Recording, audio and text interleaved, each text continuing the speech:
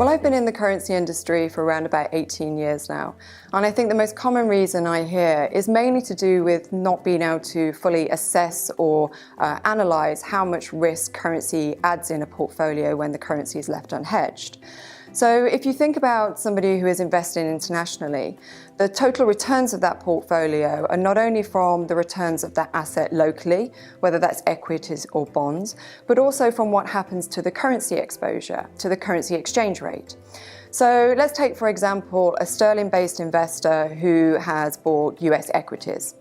So their portfolio will be consisting of the returns from the equities in dollar, but then also it'll be dependent on what happens to the sterling dollar exchange rate, or cable as we call it. Now, if the currency is left unhedged and dollar appreciates against sterling, then this is great for the portfolio because then the currency actually adds positive returns. However, if the contrary happens and dollar depreciates against sterling, then this takes away returns from the portfolio. Now, what a lot of people believe is that over time the effects of currency wash out. So what this implies is these movements in the currency, so dollar strengthening, weakening, for example, will eventually negate, and then currency becomes what people call a zero-sum game. Now, whether this is true or not, it's more over the longer term, probably 20 or 30 years. Now, the problem is what happens in the interim on a one-year basis, for example. These currency fluctuations can actually impact the portfolio significantly. So therefore, it's our belief that portfolio managers should really consider currency risk and consider currency hedging whenever they invest internationally.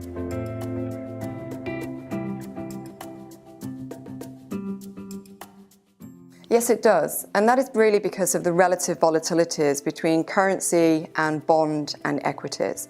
So if we think about the volatility of equity over a long term, it tends to be more volatile than currency, whereas the converse is true with bonds. Bond returns tend to be less volatile than currency. So what that means then is in an international equity portfolio, currency adds less risk than it would do in an international bond portfolio.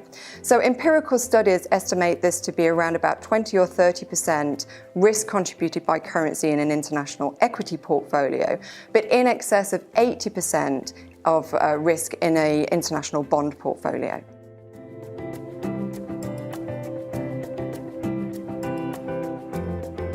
Yes, it does. The statistics we were talking about earlier, so 20–30% of risk contributed with an international equity portfolio and in excess of 80% in an international bond portfolio.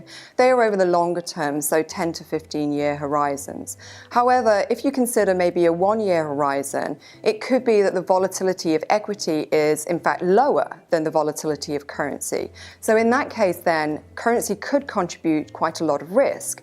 So this may happen, for example, when you have a steady bull or bear market in the equity, so volatility tends to be very low.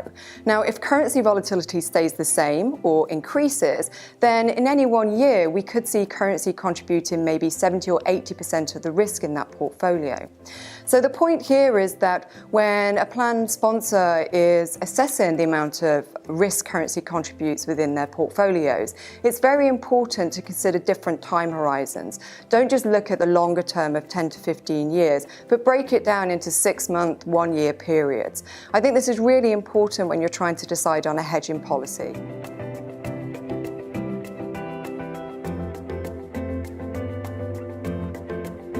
Well, if the main objective is to minimize the risk from currency, then probably the best solution in terms of currency overlay would be a passive overlay.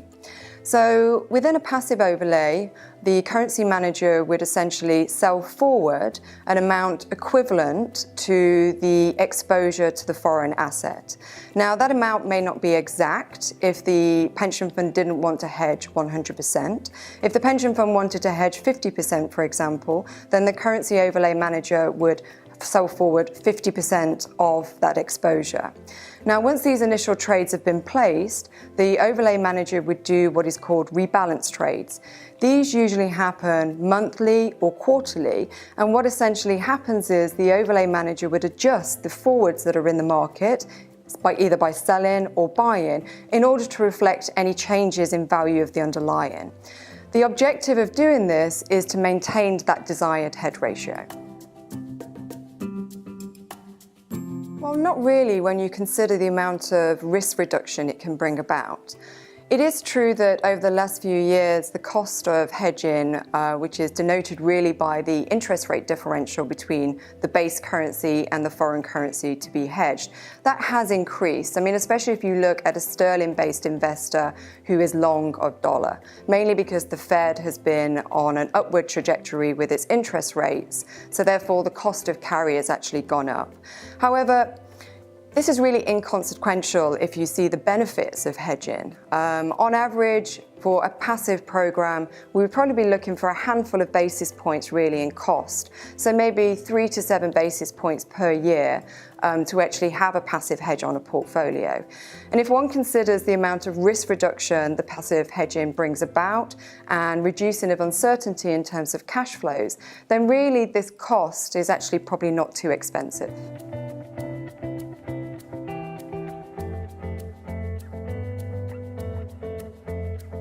Yes, we often get asked about the optimal hedge ratio.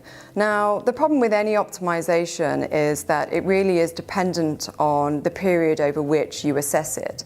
And also it assumes then that what happened in the past will again happen in the future, and we have no guarantee of that. So if we use the example again of the sterling-based investor long of a dollar asset, if we go back to 2014 when cable, so sterling dollar, was really at its peak, so around about 1.7, and then we look at the next few months just after the Brexit vote, where sterling dollar was actually down at 120. So we had a 30% depreciation in sterling. Now, if we assess over that period and we look for the optimal hedge ratio in terms of maximizing returns, then we would want a hedge ratio that was actually very low. So we would want to have exposure to the dollar because the dollar appreciated. Now, if we take it from those lows of 120 to the relative highs we saw this year in April of around about 140, we see that sterling has appreciated. So now the optimal hedge ratio would look very different. And again, since then, at the time of this recording, sterling is down around about 129. So again, the optimal hedge ratio from a return perspective would again look very, very different. So the point here is that optimal hedge ratios sound very nice, but it's very much period dependent. So I think whenever a pension fund is trying to establish what its hedge ratio should be, it's very important to look over different time horizons in order to assess that.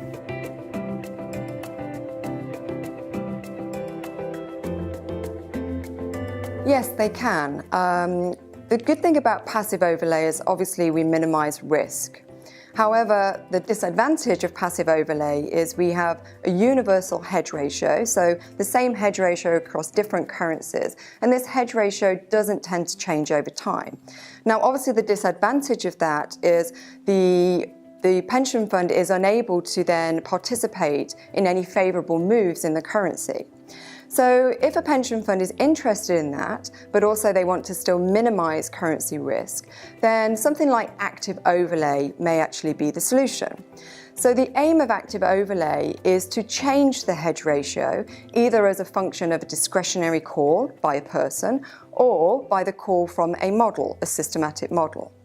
Now, the benefit of this is that whilst it may never be perfect, by changing the hedge ratio, the plan sponsor might actually be able to participate in favourable moves in the currency. Now, as I said, this can be as a function of a discretionary manager's call. However, it's more common that the changes in hedge ratios come about from a systematic model. So a good example of this is using valuation or PPP in order to decide what your hedge ratio should be. So if we think again about our sterling-based investor with a long position in dollar equities, for example, if we look at the OECD's PPP value, so the fair value for sterling dollar, it says that sterling dollar should be around about 140. Now, at the time of recording of this interview, sterling dollar is around about 129, 130. So according to this, sterling is undervalued compared to its fair value. So that implies that sterling will appreciate. So from a hedging context, that would then apply that the hedge ratio should be quite high in order then to get more exposure to sterling. Now, whilst no one knows what's going to happen in the future, no person, no model, the nice thing about active overlay is that it does at least allow somebody potentially to participate in these potential gains in the favourable moves in the currency.